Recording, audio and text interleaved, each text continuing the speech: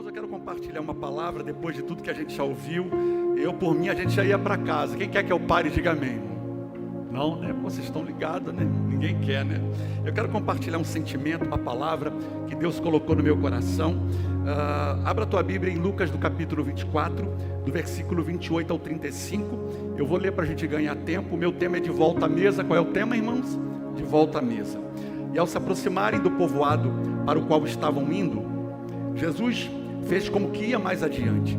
Eles, porém, insistiram muito: fique conosco, pois o dia já se findou e está chegando a noite. Então entrou para ficar com eles. Quando estava à mesa com eles, estava onde, irmãos? Eu não ouvi aonde? À mesa com eles, tomou o pão, deu graças e partindo-o, e o deu a eles. Então os olhos deles foram abertos e o reconheceram, mas ele desapareceu. Então perguntaram um ao outro: não ardia o nosso coração enquanto ele nos falava no caminho e nos explicava as Escrituras?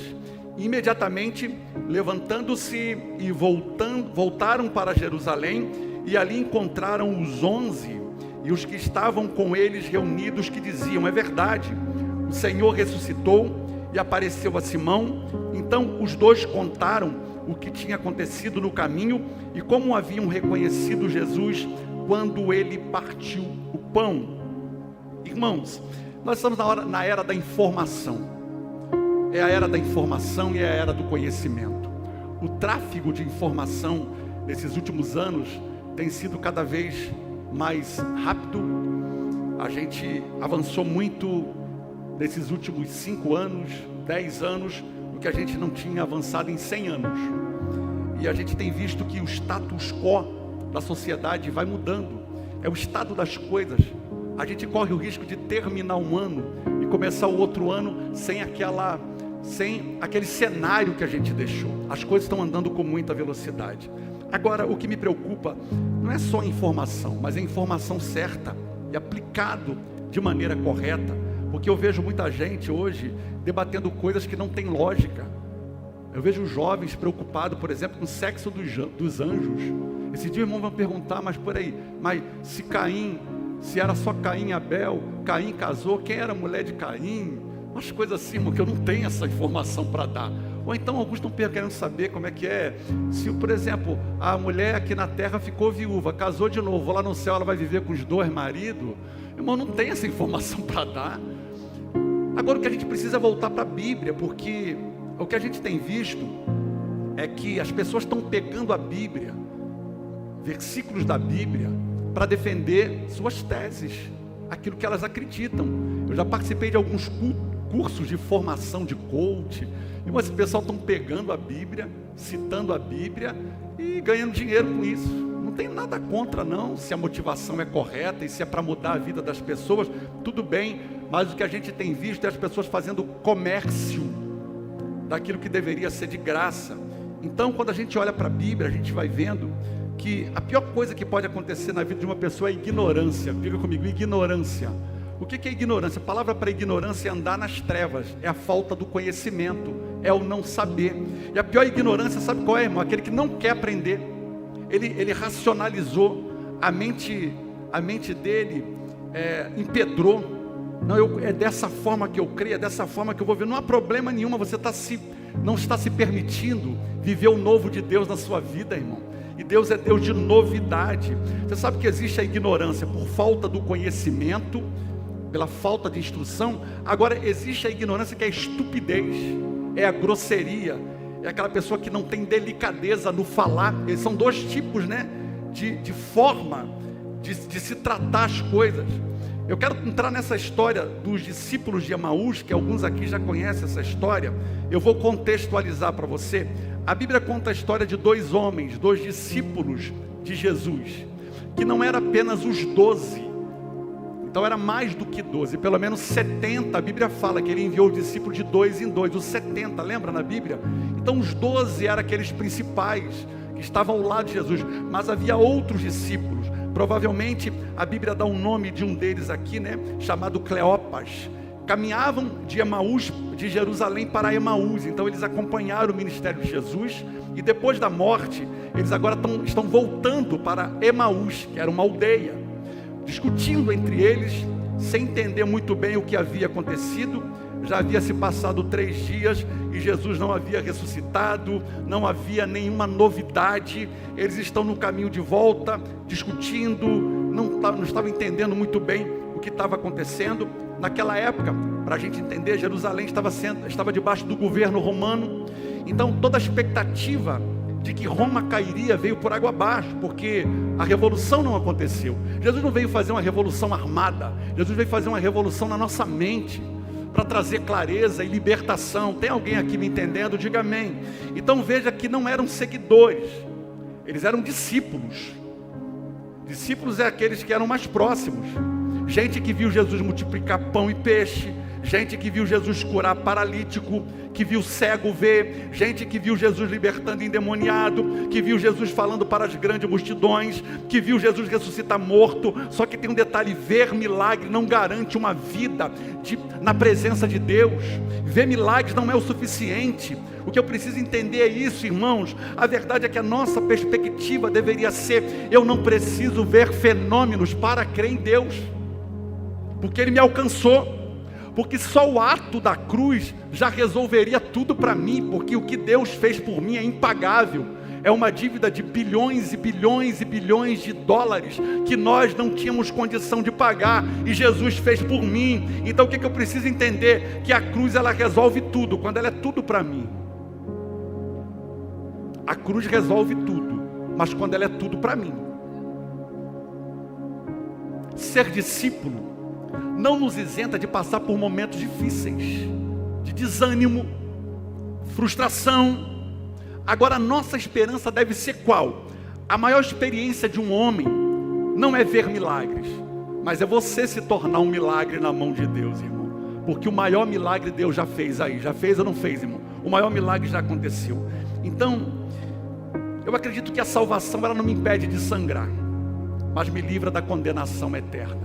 Vamos dizer juntos essa frase: a salvação não me impede de sangrar, mas me livra da condenação eterna. No mundo tereis aflições, irmão, mas tem de bom ânimo.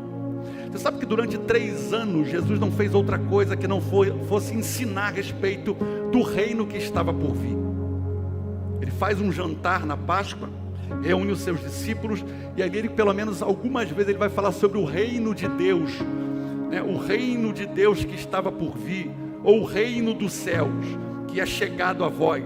Pelo menos 34 vezes ele usou a expressão no Evangelho de Mateus, e 120 vezes aparece nos 4 evangelhos, Jesus falando sobre o reino que estava por vir. Não um reino terreno, não um governo humano. Então a primeira coisa que aconteceu: mas não o reconheceram. Vamos dizer juntos: mas não reconheceram. Lá em Lucas 24:16, mas os olhos deles estavam como que o quê? Fechados, para que não o conhecessem. Numa outra versão: mas alguma coisa não deixou que eles o reconhecessem. A maior frustração dos discípulos foi que a cruz, irmão, foi um símbolo de humilhação e vergonha. Para ele, Jesus era aquele herói revolucionário que ia resolver todos os problemas, acabar com a imposição de Roma, trazer de volta a adoração no templo. E quando eles viram Jesus morrer de forma tão vergonhosa, isso roubou a fé deles, roubou a expectativa, o ânimo, a coragem. Eles se permitiram serem roubados por dentro, onde os sonhos, os pensamentos, os projetos foram levados. A maior tragédia que pode acontecer na vida de um homem é quando por dentro já não tem mais vida, o coração já não pulsa mais por aquilo que é real, por aquilo que é verdade, por aquilo que é honesto, por aquilo que é verdadeiro. É quando o coração empedra e a palavra não entra mais. Deus nos livre, irmão, Deus nos livre. Quando Jesus morre, eles colocaram uma placa lá: Rei dos Judeus. Mas que rei é esse, irmão? Que morre sozinho, a multidão o abandonou, ele está agonizando na cruz. Era uma morte humilhante. A cruz, para quem não sabe, era reservada para criminosos de alta periculosidade, para bandido. Então não fazia sentido para eles o que estava acontecendo, mas era plano de Deus. Tem coisa na minha e na tua vida também que não vai fazer sentido, mas se é plano de Deus, o que eu preciso é só descansar na palavra dele, na promessa que ele me fez. Pode não ser plano teu, mas se é plano de Deus, resolve, irmão. Porque quando Deus decide fazer, ninguém pode impedir. Olha o versículo 21, contudo, esperávamos que era ele quem trataria a redenção de Israel, era a expectativa deles.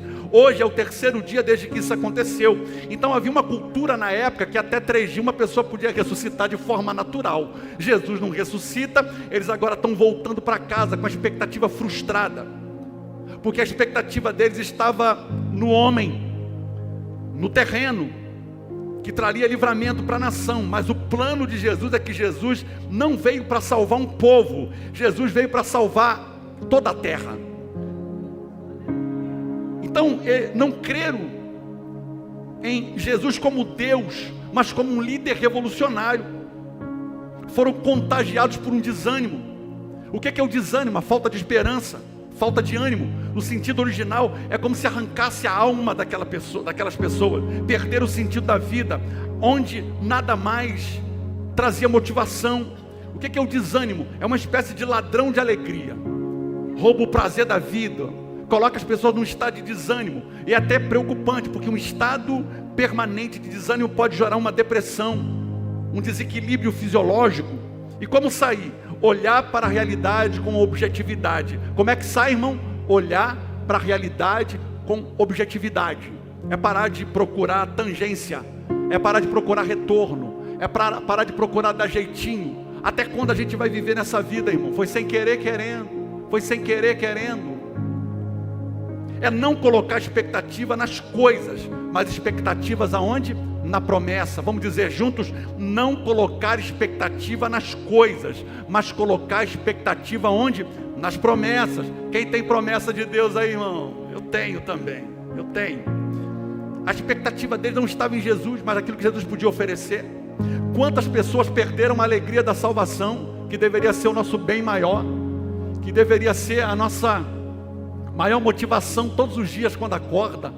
Eu tenho a alegria da salvação, que foi comprada lá na cruz do Calvário. Eu não precisei pagar nada, porque não adianta crer errado, irmão. Tem um monte de gente crendo, mas crendo errado. O que está acontecendo com essa geração da relativização? É preciso crer, mas crer na verdade que liberta, crer na palavra que transforma. É isso que vai fazer a diferença. Agora, o que eu tenho que fazer quando bate a desesperança? O que fazer quando não ouve mais Deus? Porque o nosso maior desafio é continuar ouvindo Deus. Esse é o nosso maior desafio. É quando alguém que, por exemplo, se você pegar o seu carro hoje e colocar lá no seu GPS, destino São Paulo, de repente, em algum momento da estrada, o GPS vai ficar alguns minutos ou até algumas horas sem falar nada, porque ele está numa reta, não tem necessidade de falar, o caminho está traçado. Irmão, se Deus já falou, Deus não precisa repetir.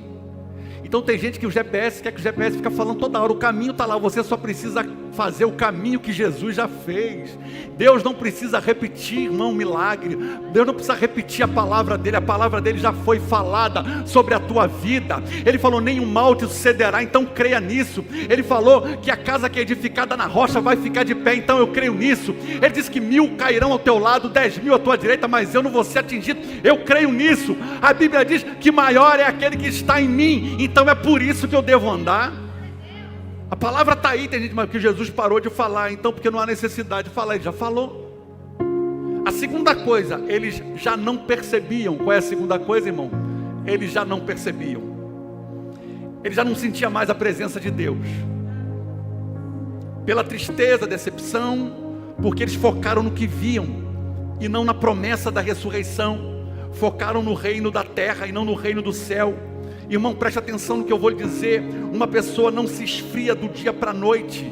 Uma pessoa não se desvia de hoje para amanhã. É uma decepção. É a arma que o inimigo tem usado. É um processo diário. É falta de interesse pelas coisas de Deus, que já não mais te aproxima da Bíblia. Você não quer mais orar. Aos poucos você vai perdendo aquele entusiasmo em participar de um culto. parece que fica pesado. Eu tenho que ir para a igreja. Você está sempre arrumando uma desculpa, não tem cuidado com o horário. Para outras coisas você é pontual, para o horário do culto você só chega atrasado e entrega para Deus um culto pela metade. Para o futebol não é assim, para o filme não é assim, mas para Deus a gente quer dar qualquer coisa. Isso aqui são os sintomas de uma pessoa que está à beira de um desvio. Não vê mais a graça como um presente de Deus, não se deixa mais ser tocado pela presença do Espírito Santo, criam resistência para a palavra. O pastor está pregando, ele está questionando, porque eu não concordo com isso, porque eu não aceito isso. Irmão, você aceitando ou não aceitando, o problema é seu, irmão. Eu estou aqui para te pregar a verdade. Eu sei manipular, mas eu nunca fiz e não gosto. Eu já entrei em lugar de ver manipulação, eu não sei fazer isso. Eu sei pregar a Bíblia, eu sei pregar a palavra que liberta, eu sei contar a experiência que eu tenho vivido. Agora, irmão, aqui não. Tem gente que gosta de manipulação, eu não gosto. Pessoas que perderam o prazer pela presença de Deus, irmão. Se distrai por qualquer coisa. Não tem mais alegria de acordar pela manhã agradecendo a Deus pelo dom da vida, e poder estar de pé respirando, de olhar para o lado e ver os filhos, a família. Não tem mais alegria. A minha palavra de hoje para você é para ressuscitar muita gente que por dentro paralisou, irmão. Parece que algo te pegou, algo aconteceu aí dentro, que você empedrou. Mas a minha palavra hoje é um antídoto para quebrar todo esse sistema maligno que o diabo está usando para tornar aqueles crentes automáticos. Sabe aqueles crentes, irmão, que não causa mais efeito algum? E a pastora orava por isso aqui nessa noite, e eu torno a repetir para você: você não foi chamado para ser comum nessa terra. Você e eu fomos chamados para fazer a diferença.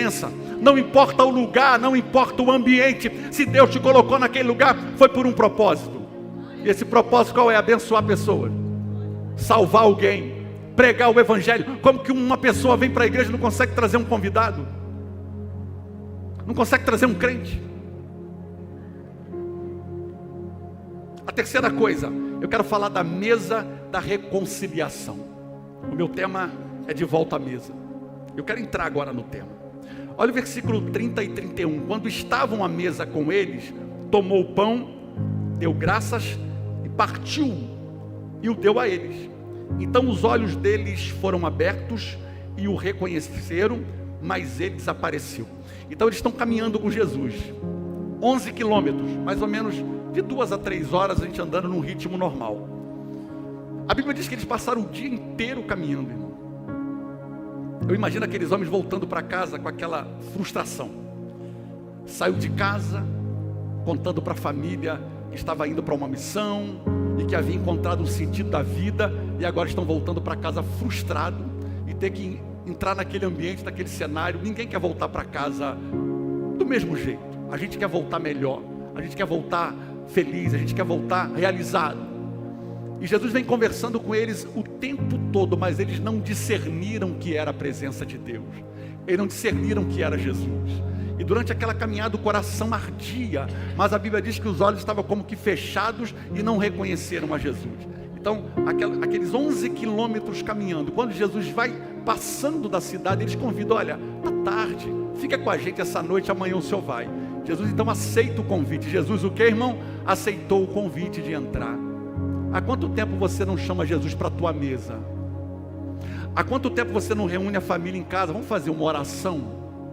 Vamos agradecer a Deus? Há quanto tempo, irmão, você não põe um louvor dentro de casa para se alegrar na presença do Senhor? Quanto tempo você não reúne os filhos para pregar um versículo da Bíblia? Ei, você sacerdote, você tem a obrigação de ensinar aos seus filhos o caminho e a palavra.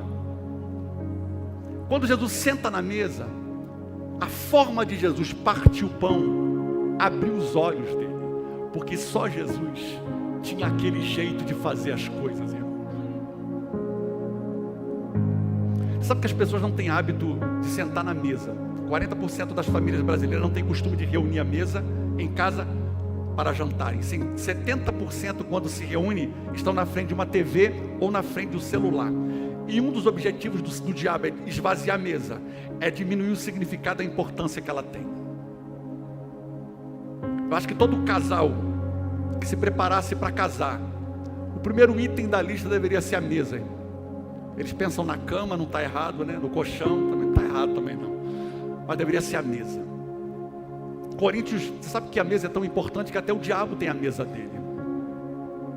1 Coríntios 10, 21. Vocês não podem beber do cálice do Senhor e do cálice dos demônios. Não pode participar da mesa do Senhor e da mesa dos demônios. Até demônio tem mesa, irmão. É aquela mesa como diz a Bíblia, né? Na roda dos escarnecedores. A mesa do diabo é a roda dos escarnecedores. A Bíblia, em diversas passagens, o sentido da mesa fala de comunhão, de intimidade, cuidado, discipulado. Na cultura judaica, não tanto na cultura ocidental, que é a nossa realidade, a mesa não era apenas um móvel de enfeite, mas era um altar em torno do qual toda a família se reunia. Mesa, ela representa um altar aonde nós nos assentamos para falar de sonhos, para falar de experiências, para compartilhar sentimentos. Você sabe que o Salmo 128, 3 diz assim: a sua esposa no interior da tua casa será como videira frutífera, e teus filhos como o rebento da oliveira à roda da casa. É o Salmo 128, 3. Esse salmo é tremendo, porque a oliveira é um fruto sagrado e milenar, para quem não sabe. Ela produz azeitona, a azeitona produz o azeite produz a unção. Então a azeitona é símbolo do poder e da unção. Ele está dizendo que os nossos filhos vão andar debaixo da unção e do poder e autoridade do nome de Jesus. Você sabe que uma azeitona demora pelo menos 10 anos para dar fruto, seus primeiros frutos. O maior investimento que nós podemos fazer é gerar filhos cheios de poder e autoridade. O maior investimento dos avós nos netos é orar para que eles sejam cheios do Espírito Santo. Agora, como você tem administrado o que Deus te deu? Sua família, seus filhos, seus negócios. Porque tem maldição que não é Deus, é a própria pessoa que não administrou bem aquilo que Deus deu. Uma pessoa fumou a vida inteira, aí no final apareceu com uma cirrose. Aí vai orar: Deus, o Senhor pode me curar? Irmão, mas foi ela que procurou, não é maldição, não é culpa de Deus, foi ela própria que cavou a própria sepultura. Tem coisas que não é Deus, tem coisas que sou eu. Você vai ver que no Santo do Santo havia uma mesa, lá no santo lugar, não no Santo dos Santos. O primeiro era o átrio e o santo lugar. O segundo compartimento, havia uma mesa com 12 pães. Eles representavam as 12 tribos de Israel, que aponta para a provisão e para o cuidado de Deus. Na Páscoa eles se alimentavam com pães ázimos, quer dizer, o pão sem fermento, que representava o pecado, sem pecado, para que eles pudessem sair do Egito. Olha o versículo de Êxodo 25, 30.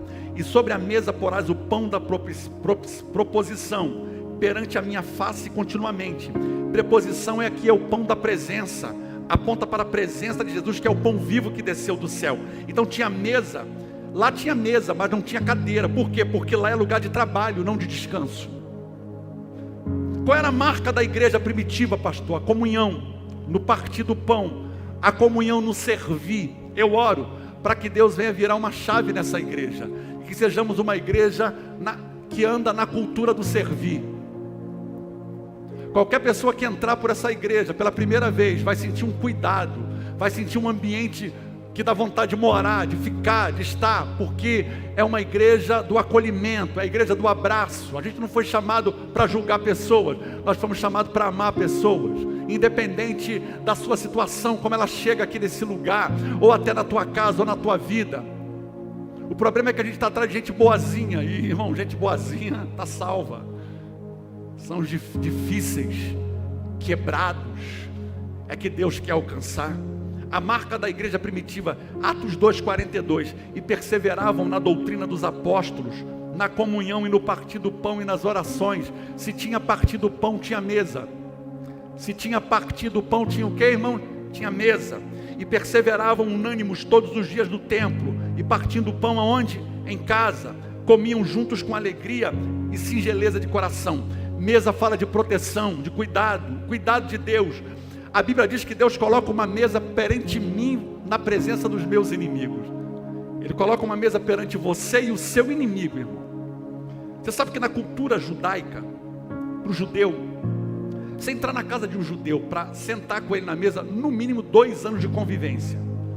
1 ano é para você entrar na casa, 2 anos é para você sentar na mesa. Não é qualquer pessoa que senta na mesa. A gente tem um hábito lá em casa de sentar na mesa, graças a Deus. A pastora é muito persistente nisso. E que bom. Eu não tive muito esse hábito dentro da minha casa, até por questões cultural ou até financeira. Mas se tinha um ambiente que eu gostava de estar, era ao lado da minha mãe e do meu pai. Que nos momentos que a gente tinha, era para nos ensinar a palavra. Não tinha mesa, mas tinha palavra, irmão. Entendeu? Não tinha mesa, mas tinha palavra, não faltava.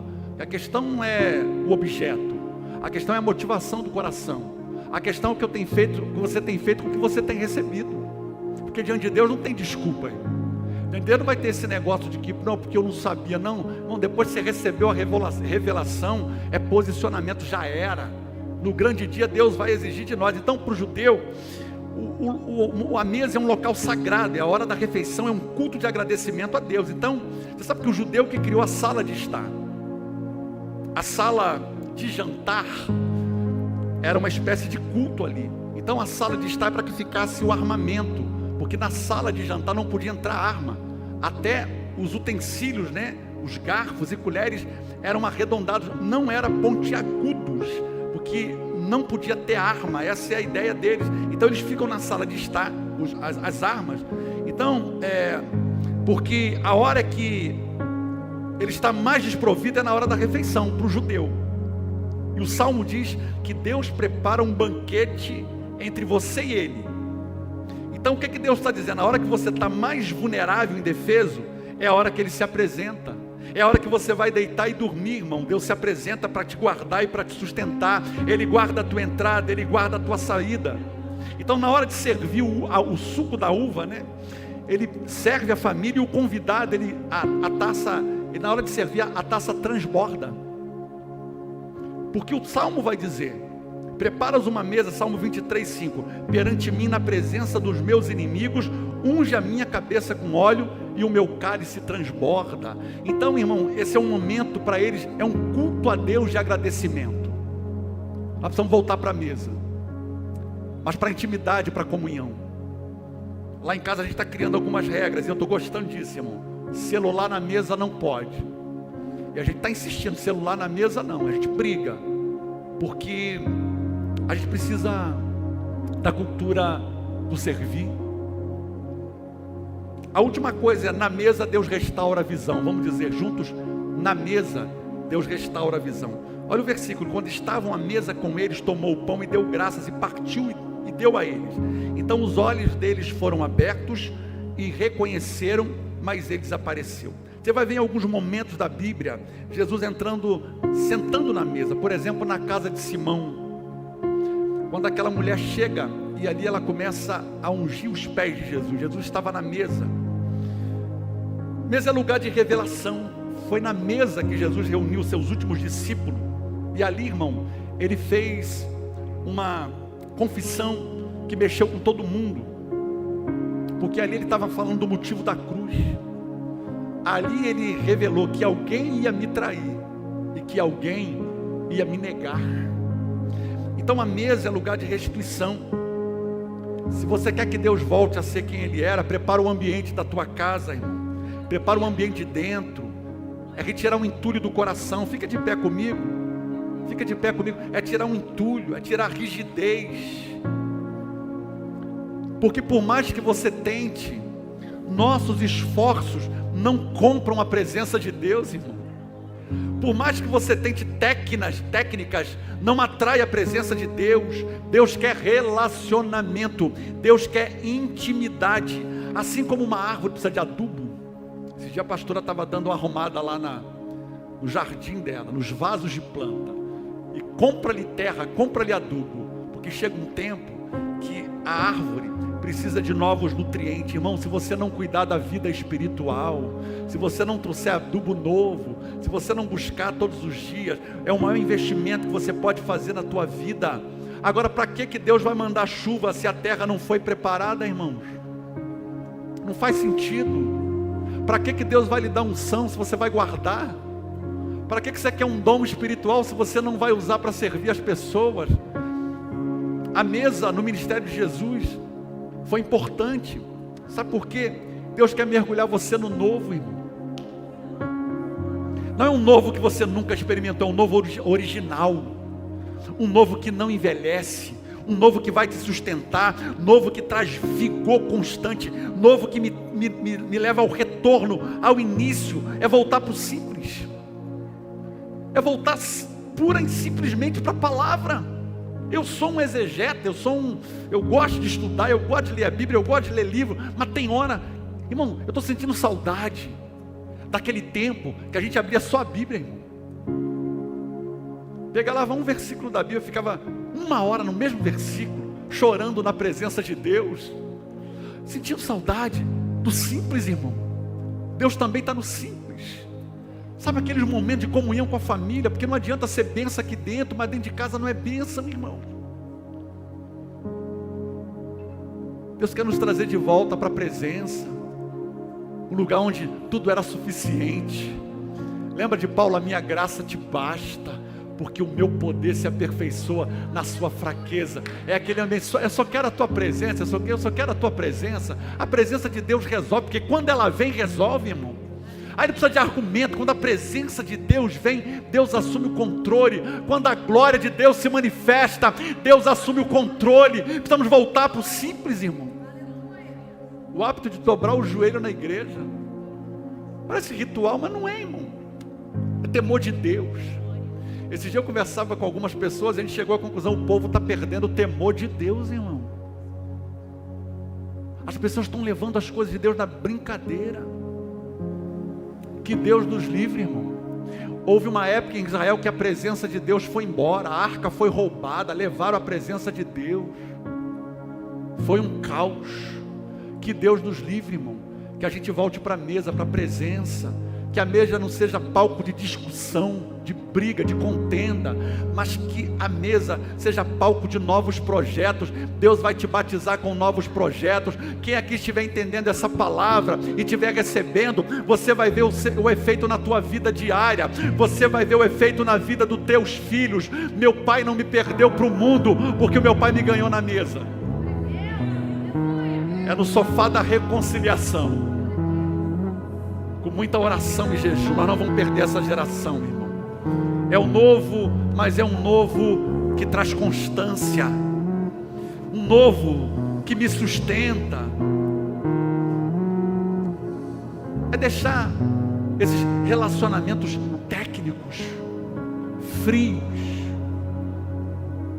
As pessoas estão frias no amor. E a Bíblia diz que um dos sintomas da volta de Jesus é o quê? É o amor que vai esfriar. O que significa isso, pastor? As pessoas vão perder o sentimento. Olhe para mim, e não dá para tratar pessoas como coisas, e nem coisas como pessoas. Uma geração que valoriza pet, gasta não sei quantos mil num cachorro, irmão, enquanto tem criança passando fome. Já parou para pensar nisso? Se você mexer numa árvore, num ninho de algum tipo de passarinho, você pega, está escrito pegar cadeia. Estão querendo legalizar aborto, irmão. Que Deus tenha misericórdia da nossa geração. Que a gente saia dessas filosofias vãs que não nos leva a lugar nenhum. Que Deus te traga, eu e você, para o foco da presença dEle, para o foco da palavra. Deus não quer um relacionamento técnico, procurando palavras bonitas. Não importa o que vai sair da tua boca, se sai do coração, é o que Deus quer ouvir de mim e de você, meu irmão. É o que Deus quer ouvir da gente. O que as pessoas precisam é de experimentar esse amor que você carrega. É disso que elas precisam. Jesus precisou de 3 anos para formar 12. E a gente está apressado demais, irmão. A gente quer que uma pessoa chegue na igreja hoje, já está dando dízimo, já quer se batizar, já está a paz do Senhor. Não, irmão, não. Ganhe ela para você. depois você ganha ela para Jesus. Tudo tem o seu tempo. O maior investimento na vida de uma pessoa é mostrar o valor que ela tem. Jesus te dá valor.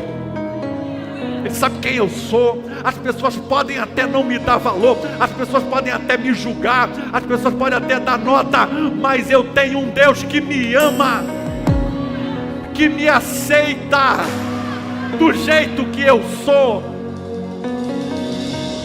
Não tem como, irmão, um relacionamento técnico com a esposa. Não tem, irmão. Deus quer vida. Deus quer verdade. Deus quer restaurar pessoas aqui dentro hoje que entraram nessa condição que a vida lhe ofereceu, mas tem saída, tem esperança, tem mudança, tem transformação. Deixa Deus hoje fazer na tua vida e dar continuidade à obra que Ele começou. Chega. Jesus me dá valor. Jesus te dá valor. Não são os meus pensamentos que me definem, é o que Deus falou ao meu respeito, ao teu respeito. E os pensamentos dele é mais alto do que os meus pensamentos. Por isso que a Bíblia diz que aquilo que o olho não viu, o ouvido não ouviu e nem chegou ao teu coração, é o que Deus tem preparado para aqueles que o amam. Deus está te convidando para conhecê-lo. Deus está te chamando para perto. Deus está te chamando para a presença. Vem para a minha presença e tu verás o que eu vou fazer. Ei, rabaracaiaceira, barachore. Chega de julgamentos. Chega. É hora de voltar para a simplicidade. Por que as pessoas dizem assim: eu preferia quando eu não tinha nada, que eu era mais feliz? Não. Você pode ser feliz agora. Eu consigo entender isso. Deus abençoou, Deus prosperou. A pessoa está dizendo que tem saudade lá de trás, quando não tinha nada, porque era mais feliz. Não é isso. O que Deus tem para a tua vida é agora, é hoje. Deus não define o teu destino pelo teu passado. O que você passou na tua vida foi uma experiência. Entra hoje no novo de Deus.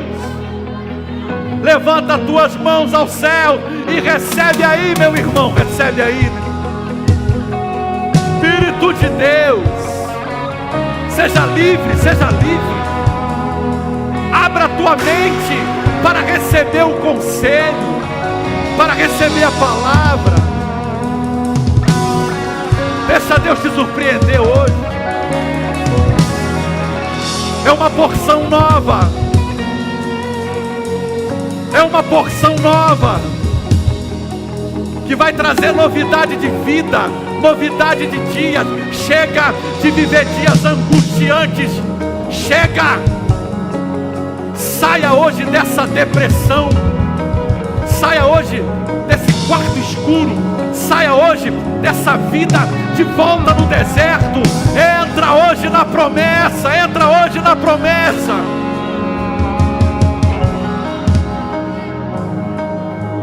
Vamos adorar Jesus. Vamos, quem quer adorar, diga amém. Quem está sentindo Deus aí, irmão? Obrigado, Jesus.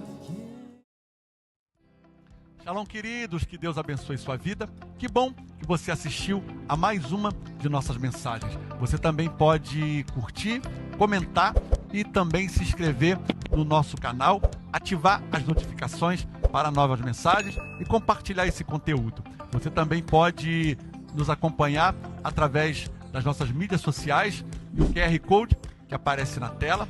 E claro, você também pode participar dessa obra compartilhando e doando a sua oferta para que possamos pregar o Evangelho. Que Deus te abençoe.